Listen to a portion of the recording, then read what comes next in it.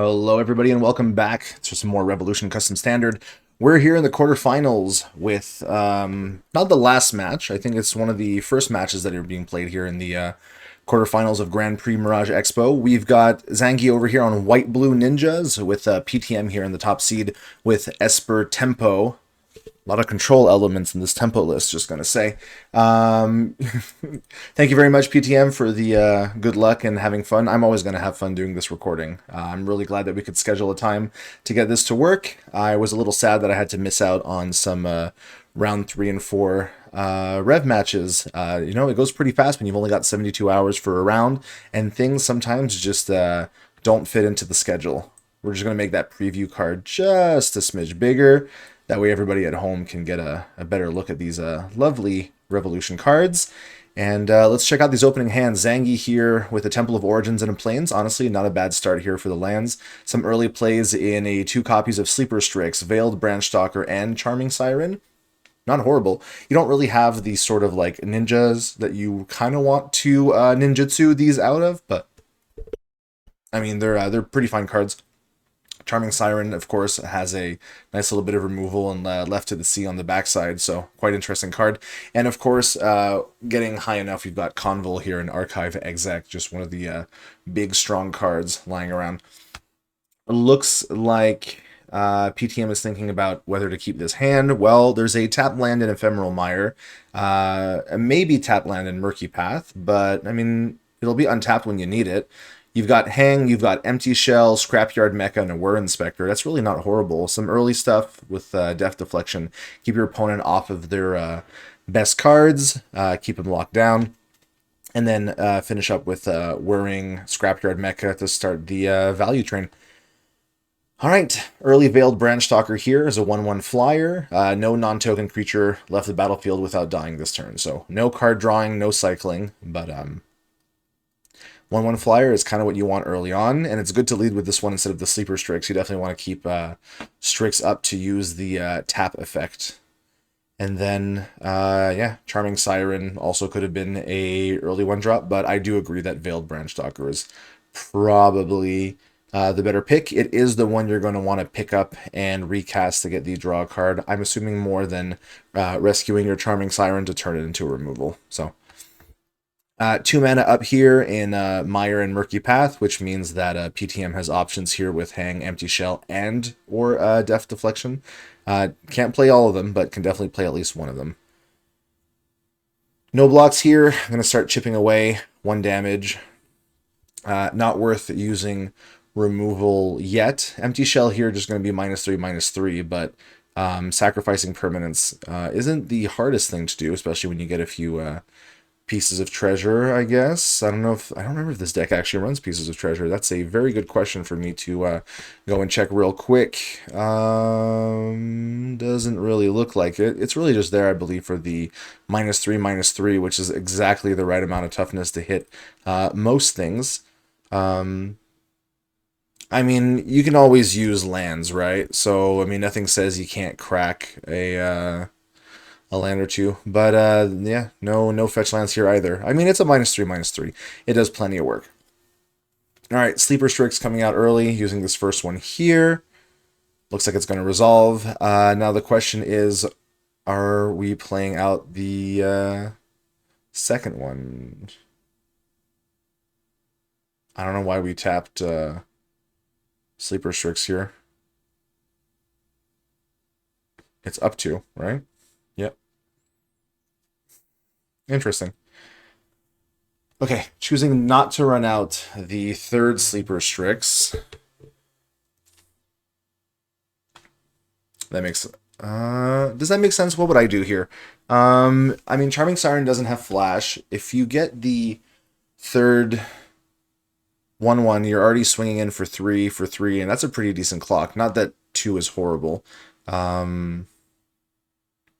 I mean, PTM can afford to take a few more points of damage here before they have to start thinking about using anything. Death Deflection's definitely better used on some stronger stuff. The fact that Sleeper Strix is flash, though, is nice to be able to use it on a different turn. All right, so here's Hang, probably going to be pointed at the Veiled. Yep. one down, a bunch more to go.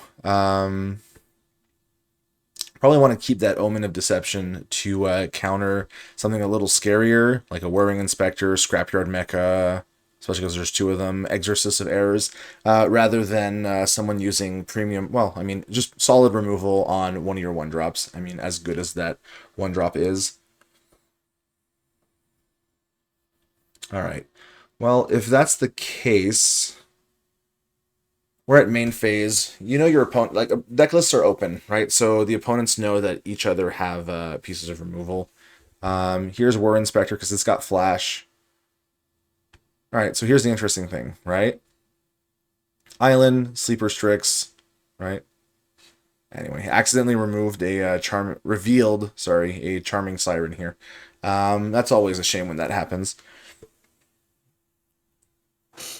It doesn't look like PTM's going to resolve or going to do anything here. Yep. So going to attempt to pass. I imagine...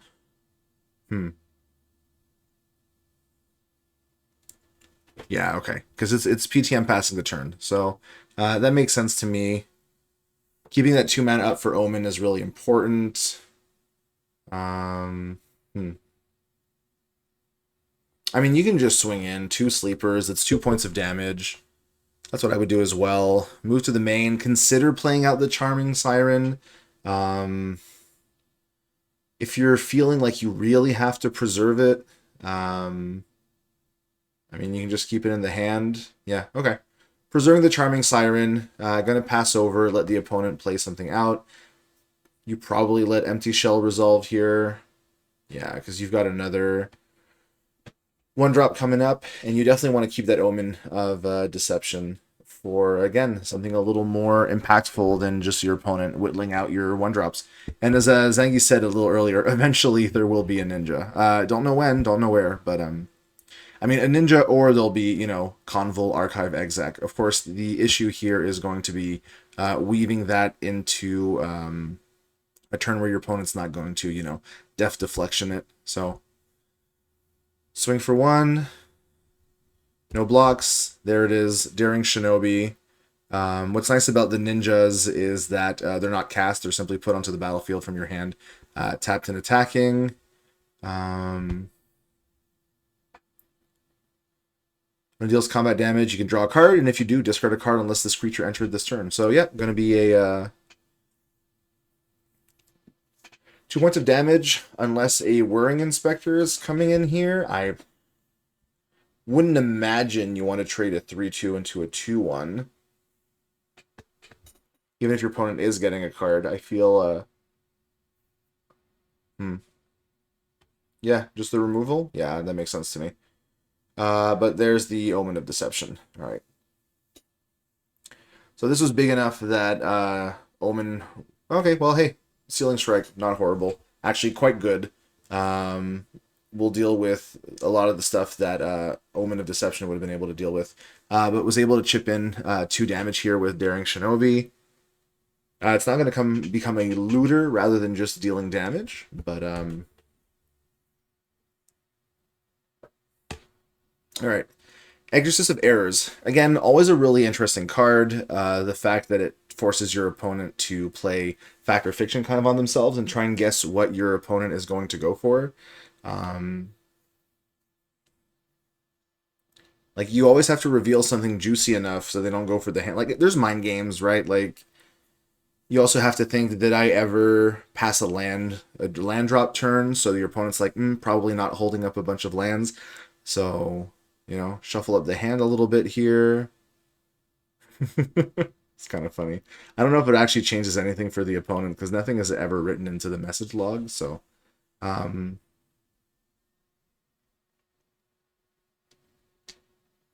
mean, I'm assuming you don't want your opponent to take Convol, right? That seems to be like the big one. So you're revealing 2 good things to your opponent here. A removal and the 1/1 flyer. And your opponent knows about the Sleeper Strix in hand as well, because that was returned. So it's your opponent having to guess if that final card is a land, or do you just take the Sealing Strike? I mean, or the Charming Siren, I guess.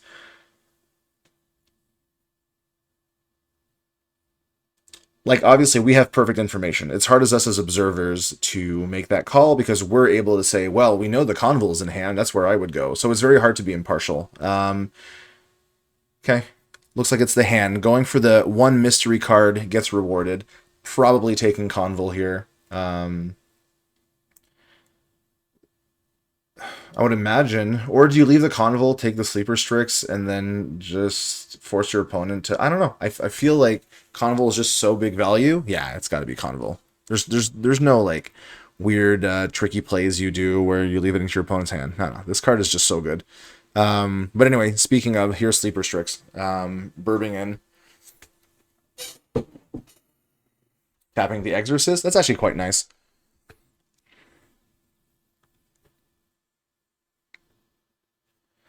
So moving to turn, 1 mana means there's nothing in hand that you have to be worried about. You're able to check your opponent's hand, or at least their deck list. So you know that at worst, it's the -2/-2 spell, downlink overload, and I think that's the only thing that could come in at 1 mana flash. At least before sideboard. And I think after sideboard, it's what? Plasma Strike? And that's not white open, it's blue-black. So... you know it's a free turn on the hits. You can swing in for 3. Drew a Dragon's Repose. Hand is now indeed Strike Siren Unknown. So I always keep my opponent's hand revealed here. Draws a card, discards a card, discards Siren. So now it's Strike Unknown Unknown with Past Judgment and Dragon's Repose. So there's Sealing Strike. Putting it into play on a turn where you know your opponent's not going to be able to counter it. Gets rid of the Exorcist. Not likely to get removed anytime soon. And yeah, getting your Convul back is quite important. With 2 mana, and you've got 2 tapped creatures. So you have 1, 2, 3. Counter spell unless it pays 3. Yeah. I mean, that's not horrible. All at instant speed is what's really nice about all that, you know? All right, swinging in again. PTM really playing on draw go right here. Agent of Deception, Whirring Inspector can always come in. The problem is with ninjutsu and stuff, right, is that because, again, it's not cast, you can't counter it. It's an activated ability though, right? 1 in a blue, return an unblacked with this. Like, you could force your opponent to pay 2 with Death Deflection, but of course, like, the opponent has 2, so makes sense.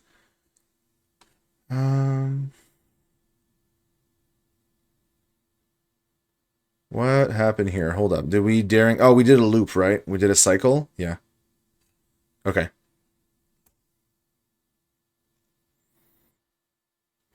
Because it's Twilight Agent comes into play, and then you... yeah, Daring Shinobi goes back to the hand, and then you Daring Shinobi and back in to get the hit. So here's Whirring Inspector. I'm assuming Whirring Inspector is definitely going to get Past Judgment. X is 2. Judgment has been delivered, and nothing has appeased the dragon. PTM takes a big chunk again here. Drawing a card, don't have to discard because Daring Shinobi entered this turn. Yep. I mean, landing a Convul is going to be great. It's just really hard to do with an opponent who's, you know, packing Death Deflection. Loosened Basin, not horrible here. 5 mana is not bad. It lets you play one of these 3-drop Scrapyard Mechas and then follow it up with either Agent or Deft. Real shame about the Whirring Inspector, though. Like, 3/2 flyer in the air is quite good. Yeah, the question is, can you afford to take the 2 life hit? And that's pretty tough when you're at 7 and your opponent's threatening 3. Yeah. You've got the def deflection up. You know your opponent's not going to be able to resolve at least Convol, even if Zangy here goes in for the kill. I mean, Zangy's got a lot of stuff in hand with Sealing Strikes and Dragon's Repose, so um, it's really nice how a lot of these also cycle, so if ever they're never dead cards, you know? So it looks like no blocks. Are we Twilight Agenting? Because this enters as, when it deals combat damage, it becomes a copy of another target creature, right? Okay. So no, looks like we just went for the regular damage on the 3. Distant Path coming out here. Alright. Looks like Agent of Deception just as a tempo 1/1. I mean, it's kind of funny to Dragon's Repose it. Not that it'd be really good, like your opponent can just replay it on their turn, but I mean, the reason you're getting it out is to follow it up, I'm guessing, with Scrapyard Mecha, right? You're going to want to hit, draw, and discard. Okay, looks like it's resolving. It's not countering anything, so that's good.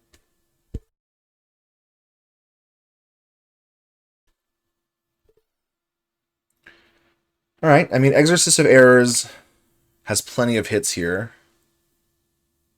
Your opponent had a few turns where they didn't play lands, so you know, like the hand situation is not full of lands. So I'm not surprised if we see an Exorcist of Errors here. I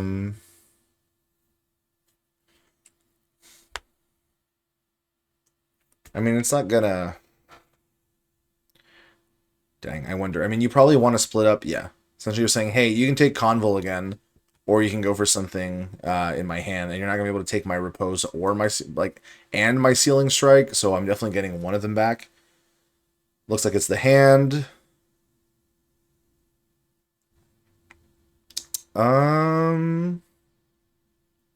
What's the pick here? I mean, Sealing Strike obviously deals with whatever you're trying to play down, like including your Scrapyard Mecha. Though, once you're at 4 life, I don't know how much that's going to matter, right? I mean, yeah, Crew 2, yeah, it could matter.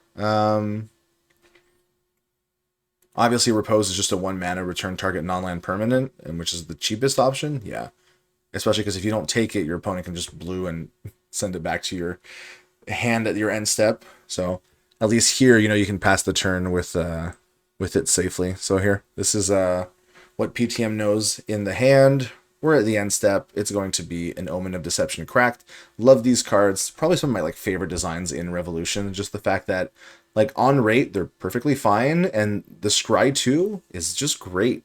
Like it's sometimes like not necessarily easy to find the turns to do it, but like the games aren't blisteringly fast in this format, so you definitely have the time to do it.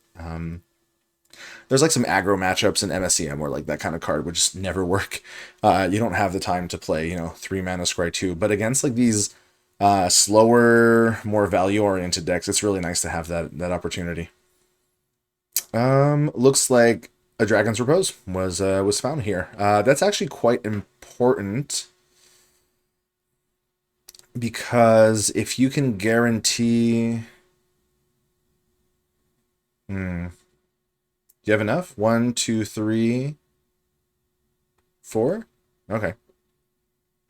I mean, it could have been what? Sealing Strike, Dragon's Repose, Bounce, Bounce, but again, that's only 3 damage. Would not have been. I mean, yeah, your opponent could force you to pay the 2, but you could Twilight. I don't know. I think there might have been a lethal here, but it was definitely not perfect. Because again, I think Def Deflection can go after the ninjutsu, like we said. So Twilight Agent coming in here, response to the ninja activation. So Def Deflection. I mean, you can pay the 2.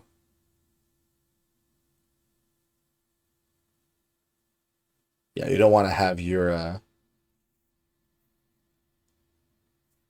mean, I don't see why not, right? You can recast Sleeper Strix anyway to tap something down, and then Dragon's Repose, so might as well pay it, right?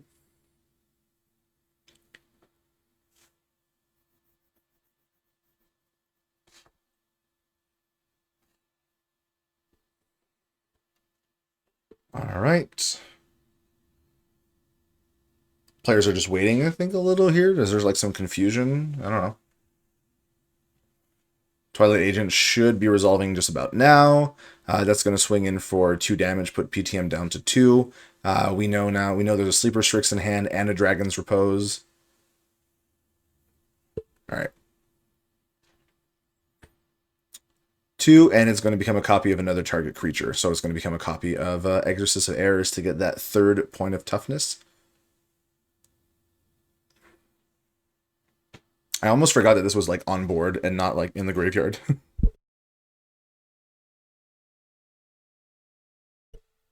All right, things are pretty tight. There's a swamp. I mean, the plays that are left are Scrapyard Mecha and Scrapyard Mecha, right? There's nothing in the graveyard. You know your opponent has a Flash Tapper that's going to come out.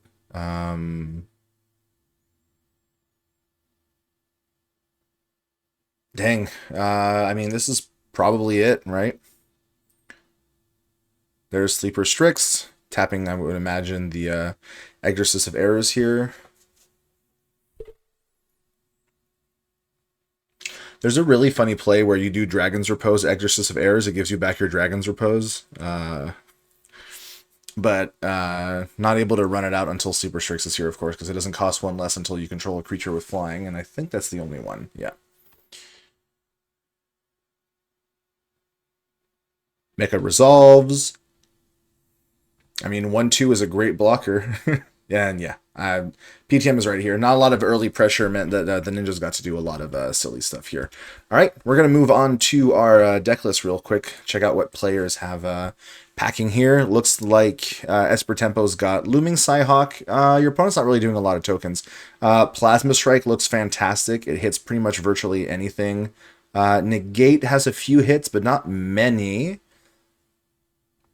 As far as Judgment has some hits, Duress doesn't have a ton of hits, but Absentia has a phenomenal amount of hits, right? A lot of the early game stuff. Chronicle of Extinction, I would imagine, is not horrible coming in. Like, it's always going to be good. Not a lot of graveyard stuff. So, I don't know. Some amount of Chronicle, Absentia, Plasma Strikes is probably what I imagine here from a PTM side. Over on Zangy's, the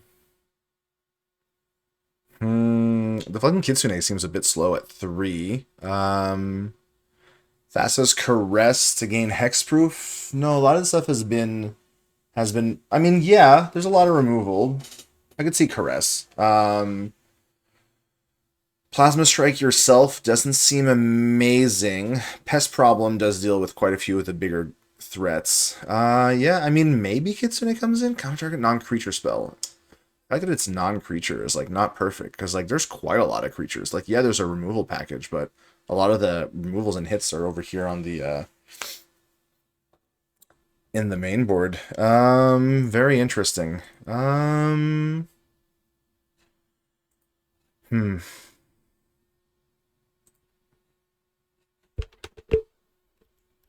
Would I do anything different? I'm just thinking back to the thing. I definitely think Plasma Strike's coming in. You got what? What is your opponent on in the non-creature? I mean, Negate really only hits some of the removal. It feels kind of weird to board in this. You're going to want to deal more with the creature side of things. But Kitsune just seems slow. My issue is a 3-mana flash, right? Pays 1 for each creature you control. I would imagine it's like Caress, maybe some Pest Problems, because destroys all artifacts and enchantments. But you know what? There's really just Preemption Daemon, Whirring Inspector, and Scrapyard Mecha. Carnival's not. Dang. Almost doesn't feel that great. Feels like Zangy's a lot of just the main board is just going to be like good enough to keep. So we'll see where we go here. Anyway, we're on to game 2. Our players have finished sideboarding. Let's see what the hands show. Anything. Nothing new here in PTM's hand, but yeah, some of Thassa's Caresses here in the opener. I think this is not bad, right? You've got an early Sleeper Strix, which is the card you're going to use because of the flash, right? So getting into a turn 2 Twilight Agent, which means it will get flying if you do want to. Daring Shinobi, 2 Caresses to protect your board and 2 lands. Seems fine. PTM threw it back, keeping 6. Okay, there's the plasma strikes we were talking about. Tap land early gives your opponent a little bit of breathing room. Means you're not, going into an early turn 1 Affinized Reveler. Issue here is there's no white for plasma strike, so it's going to be Overload and Def Deflection are going to have to hold down the fort just for a little bit.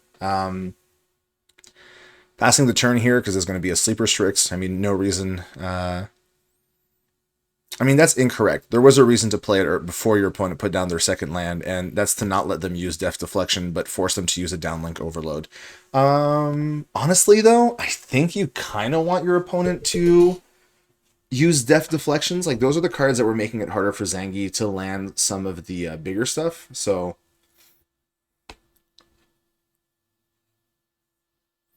Okay, well, Temple of Origins, Primal Fissure, these are like the right times to draw those lands. Veiled Branchstalker here sneaks in.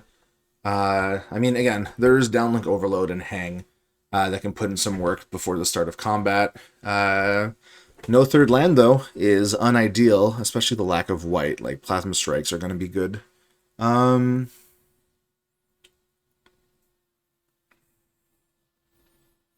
Your opponent's going to bring out, and like the ninja stuff is 2/2s and 2/1s, right? There's not really other targets. So you can run out, you know what? No, it's not double black, which means if you bring out this Affinized Reveler here, your blue is not casting anything. So yeah, got to do it early. Downlink Overload.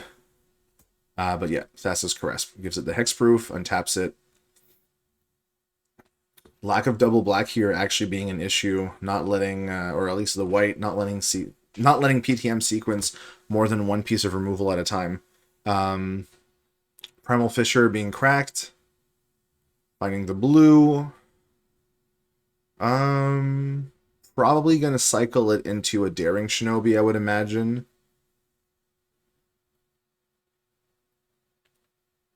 Alright. There's the Daring Shinobi. Draws a card. Hey, Distant Path. Some more lands, not bad. And then second main phase, putting back out a Veiled Branchstalker here. And going to trigger because a non-token creature left the battlefield without dying this turn. Gonna draw a card. Alright, going for the all-in while your opponent's down. I can definitely see that. You know that your opponent's only on the one blue, that's not going to stop you from doing anything. So might as well get all your draw value here. Present an actual, this is a 4 damage clock. These are flyers. They're going to go over your Affinai Revelers. I'm really sorry for PTM here. There's just not that other land coming in. I mean, you can start throwing out some of this removal, like Hang. I guess Reveler at least trades up with the Daring Shinobi, but yep. I mean, Distant Path is going to come into play tapped, which means there's not a double like Twilight. Oh, never mind. Daring is 1, so yeah, you could actually do both here. You could do 1, 2, 3, 4. So you could have 2 Daring Shinobis. That would be 2 cards drawn. Okay, Affinai's going to trade. There's Daring Shinobi, and then there's... Oh, okay. I guess we're keeping up the Thassa's Caresses then. Just going to go for the hits. Going to replay, I guess, Veiled Branchstalker. Yep, and then you got mana open for a Thassa's Caress and a Flash Sleeper Strix. I mean, yeah, when everything's just costing you 1 mana, it's... you can play out a lot of stuff. 1, 2, 3, 4, 5, 6. Tap land. 6 in the hand. Okay, well, there's a Distant Path. Unfortunately, it's going to be tapped. Like, PTM hasn't taken huge amounts of damage, thankfully. Like, Affinai just, soaked up 2 right here. Plasma Strike will be online next turn.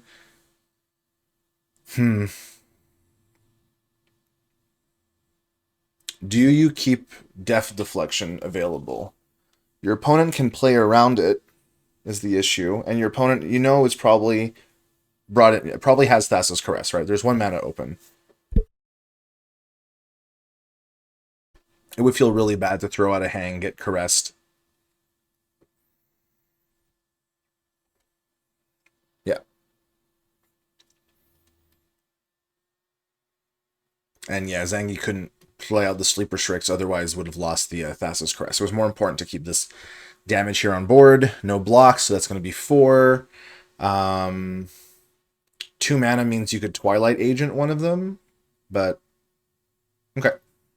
Looks like we're just going for the damage here. No need to be tricky with this, what you got on board. Got removal, got the tappers. I mean, there's just a lot here. There's no reason to just throw your stuff back into the hand. Twilight Agent's fine.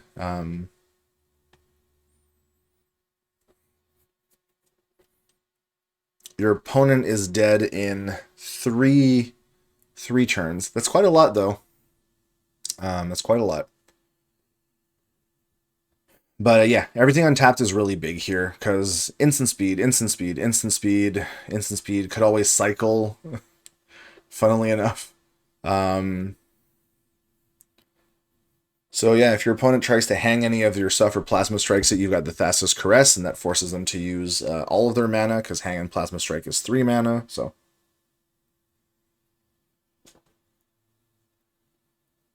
And a Devotion to Blue is 3 or greater, so Thassa's Caress will draw cards now.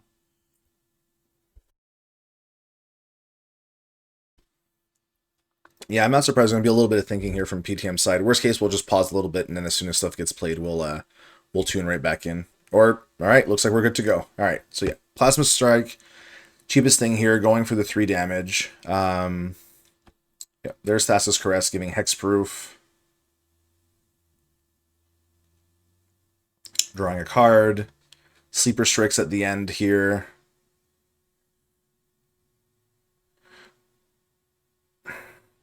Why is Sleeper Strix always getting tapped? Is there a reason to have, like, tapped creatures? Is it for... Okay, Past Judgment is tapped creatures. Okay, I knew there was something. I'm like, why are we tapping our Strixes? Past Judgment gets cheaper the more tapped creatures you have. That's got to be the reason. I'll definitely have to check with Zangy after, but I would imagine that's the reason. Okay, clock's a little faster here. Swinging for 5. No blocks. I mean, you can just let your opponent take 5 here. You've got counter spells for days. Like,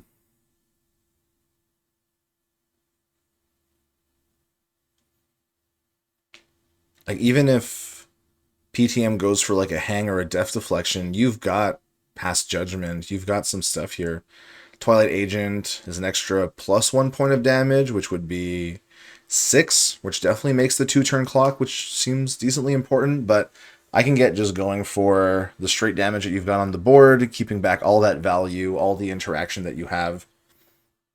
So drawing here, I mean, discarding either maybe Charming Siren. Yeah, that's feels like the weakest thing out of the hand, and actually that Plains is relevant.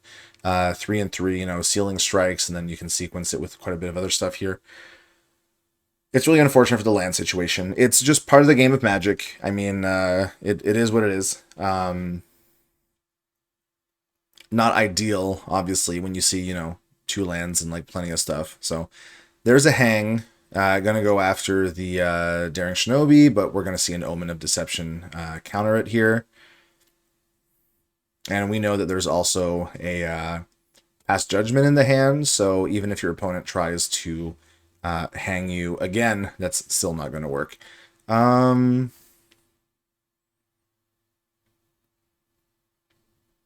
get lethal, you have to use Twilight Agent here, so definitely want to be able to protect that.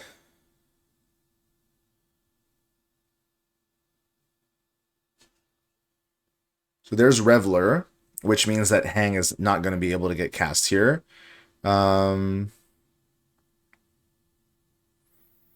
So yeah, it's just Death Deflection. So if you play around that, I mean, just check out Dragon's Repose here, I would imagine. Put the Reveler back in the hand. Is that too little? Feels like that pretty much guarantees you the win. You do have to connect with this 2 here, so I think I would be doing that. just unsummon sometimes just does what it needs to do. Yeah, all right. Looks like it's a GG, and that's a 2-0 here for Ninja. Is going to be moving up to the semifinals here, and yeah, Mana Screw definitely sucks. It's an unfortunate part of the game. It's not a great way to go out in the top X, but PTM played a fantastic GP, so it was really nice to see them make it all the way up here to quarters. And yeah, good luck to Zangy in the semifinals. Maybe we'll get a chance to record that. Who knows? If players coordinate with me, I'm always happy to do so. So thanks again for tuning in. Hope you enjoy the content, and yeah, stay tuned for more in the future. Take care.